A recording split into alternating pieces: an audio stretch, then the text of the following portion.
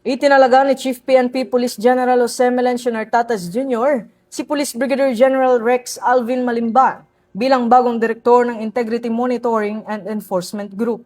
Pinalitan ni Police Brigadier General Malimban si Police Brigadier General Bonard Briton na inilipat sa Personal Holding and Accounting Unit.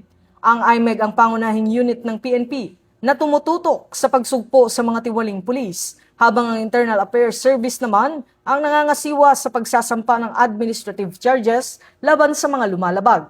Kaugnay nito, papalitan si Police Brigadier General Malimban sa Special Action Force ni Police Colonel Jonathan Calixto bilang Acting Deputy Director for Administration. Ang hakbang na ito ay bahagi ng PNP Focus Agenda, partikular sa integrity monitoring, na naglalayong palakasin ang disiplina, accountability at tiwala ng publiko sa hanay ng kapulisan.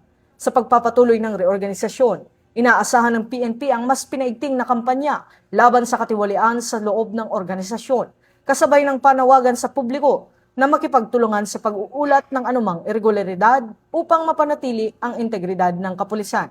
Ito ang bagong PNP para sa bagong Pilipinas, serbisyong mabilis, tapat at nararamdaman.